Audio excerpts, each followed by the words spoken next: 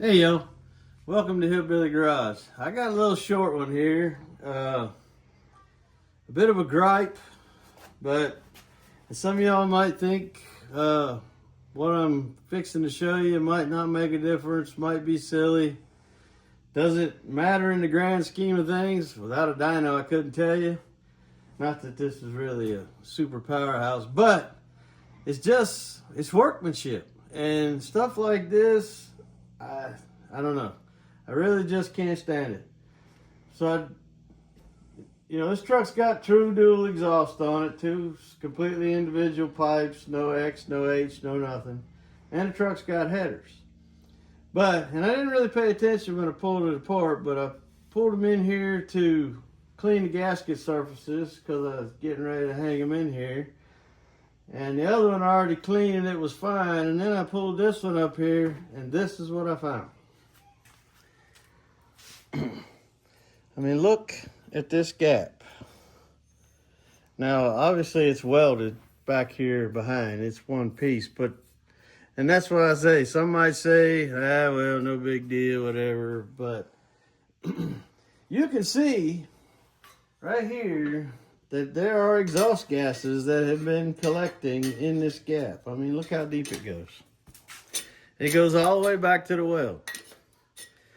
And this side here, I mean, look at how big that is. So, is that affecting scavenging? I think so. Would we know it or could we feel it? Probably not.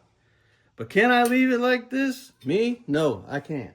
I gotta fix it. So what are you gonna do to it? And that's fine. So what I have to do is I have to cut this collector off back here behind the weld.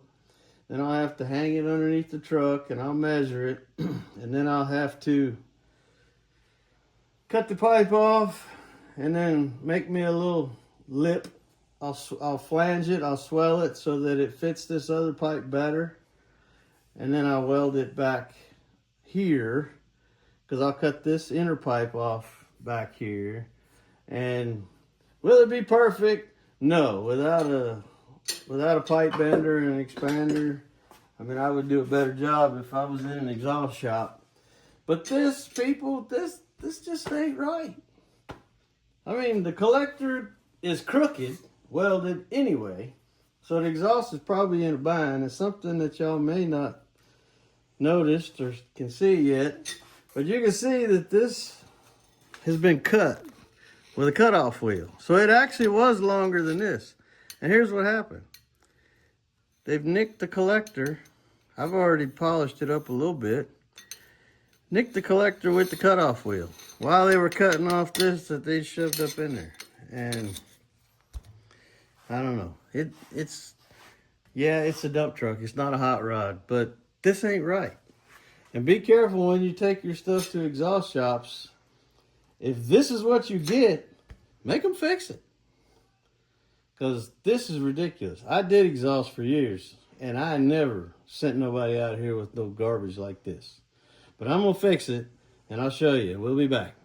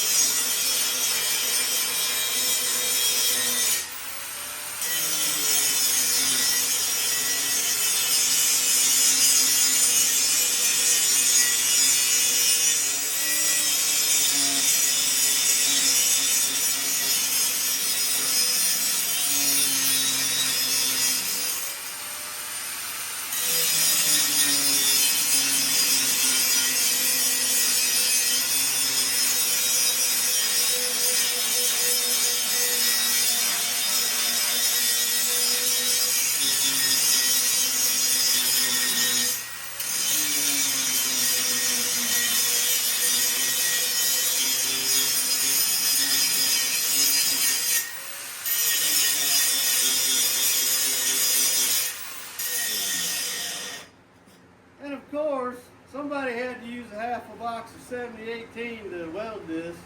Either that or a half a 10-pound roll of wire. Are you not going to catch something on fire?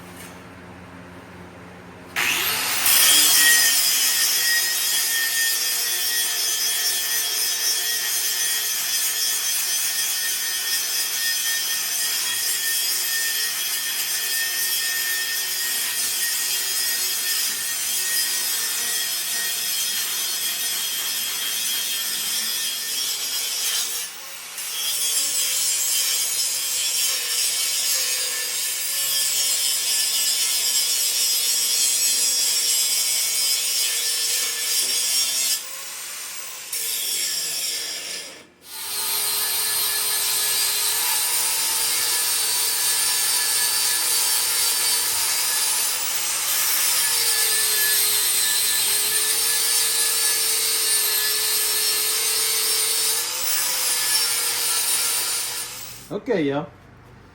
I had to get that fixed. Did it really make a huge amount of difference? I don't know. To me, it matters.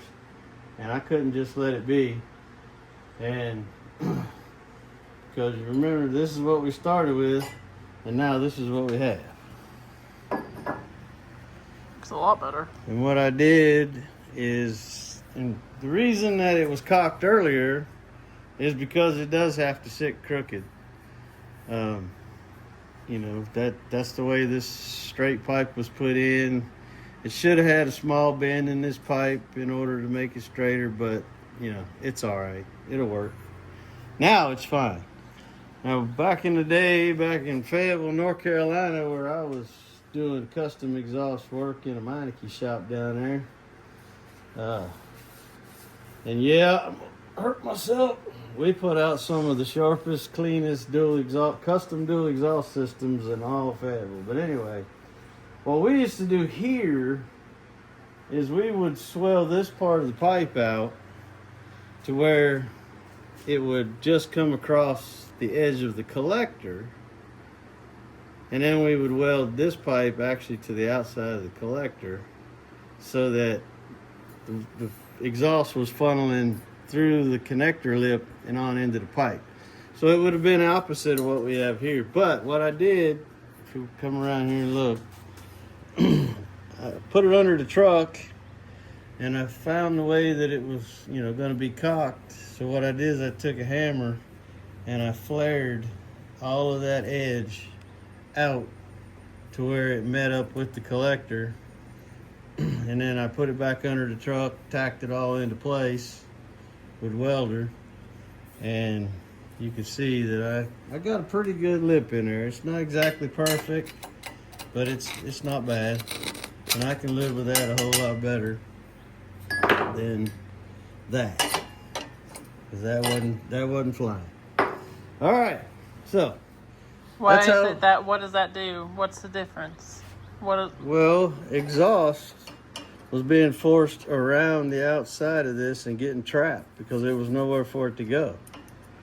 So backing up into the engine. So it was interrupting the flow. Was it interrupting it much?